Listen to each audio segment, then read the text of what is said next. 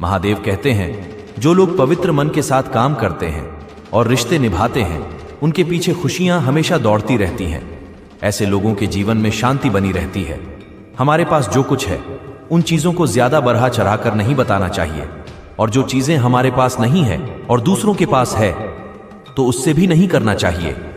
अगर इन बातों का ध्यान नहीं रखेंगे तो मन हमेशा अशांत रहेगा। जो नुकसान हो चुका है, उसके लिए दुखी होने से नुकसान और ज्यादा बढ़ सकता है। इसलिए बीती बातों को भूलकर आगे बढ़ना चाहिए।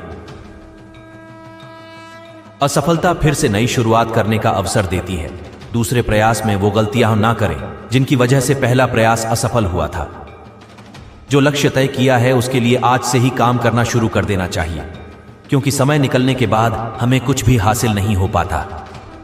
सामान्य व्यक्ति अच्छा अवसर मिलने की प्रतीक्षा करता है और असाधारण व्यक्ति अवसर बना लेता है और अवसर मिलने के साथ ही काम करने की तैयारी शुरू कर देता है और सफलता जरूर मिलता है।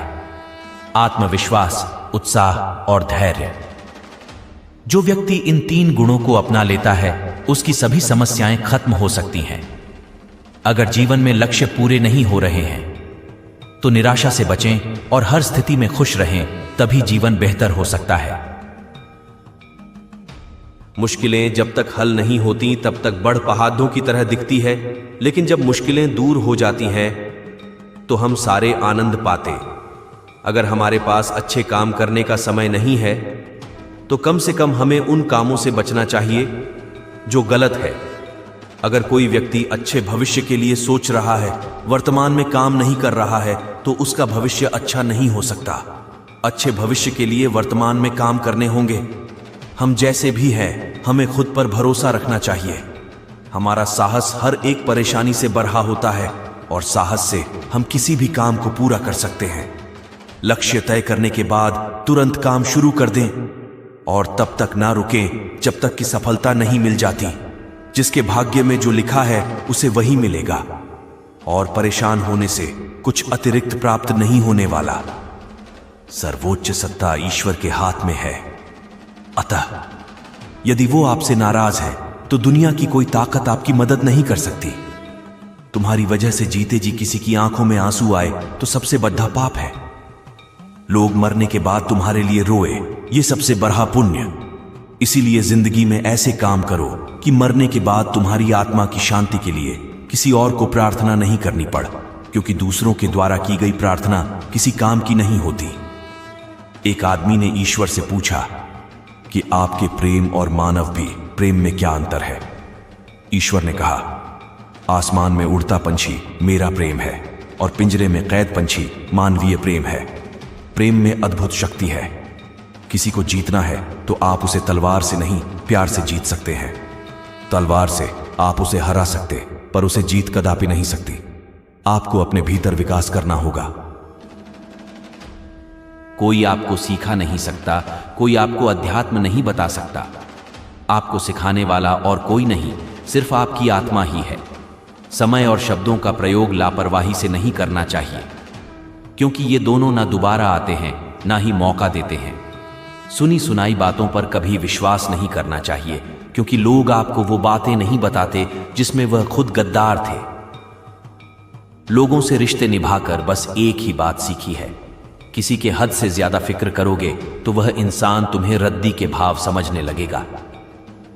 सिर्फ गलतियों का पुतला ही नहीं, बल्कि परेशानियों का गुलाम भी होता है। इंसान किसी लिए कितना भी लॉयल और ऑनेस्ट क्यों ना रहे, लोग तुमसे दिल भरने के बाद तुम्हें ठुकरा देंगे। हालात चाहे कितनी भी खराब क्यों ना हो, दिल से निभाने वाले निभाए जाते। फिर से शुरू कर रहा हूं जिंदगी को जीना। इस बार औरों से ज्यादा खुद का ख्याल रखूंगा। नाम उन्हीं का ऊंचा होता है जो बस्ती से निकलकर हस्ती बन जाती है। कहने को तो उस सभी रिश्ते अच्छे होते हैं, पर असलियत में जो रिश्ते बुरे समय पर साथ दे वही सच्चे होते हैं। बहुत समय पहले की बात है। घने जंगल किनारे एक गांव बसा हुआ था। उस गांव में 2 भाई रहा करते थे। दोनों भाइयों के व्यवहार में बड़ा अंतर था। छोटा भाई बड़े भाई से प्यार करता था, लेकिन बड़ा भाई स्वार्थी, लालची और दुष्ट था। वो छोटे भाई से चिढ़ता था और सदा उससे बुरा व्यवहार किया करता था। बड़े भाई के इस व्यवहार से छोटा भाई दुखी हो जाता था लेकिन उसके प्रति प्रेम के कारण वो सब कुछ सह जाता था और कुछ भी नहीं करता था। एक दिन बरहा भाई लकधी काटने जंगल गया, जहां इधर उधर तलाशने पर उसकी नजर एक ऊंचे वृक्ष पर पड़ी। आज इसी वृक्ष की लकधी काटता हूं, ये सोचकर उसने कुल्हाड़ी उठा ली, लेकिन वह कोई साधारण वृक्ष नहीं बल्कि एक जादुई वृक्ष था।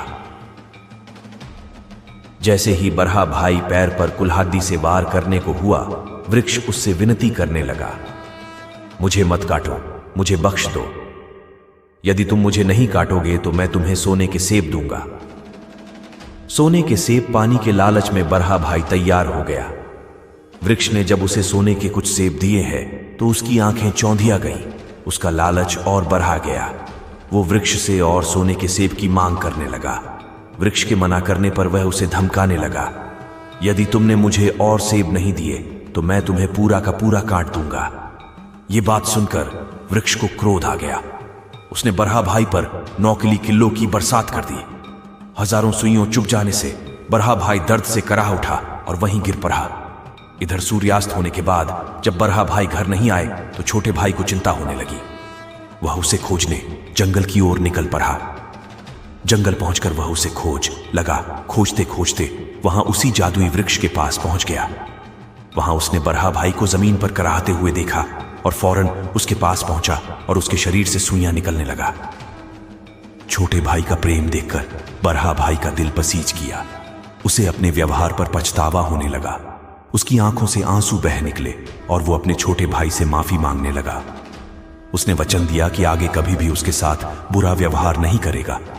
छोटे भाई ने बरहा भाई को गले से लगा लिया। जादुई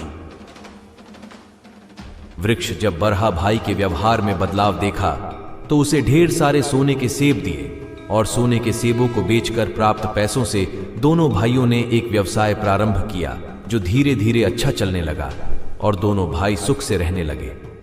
इस कहानी से हमें क्या सीख मिलती है?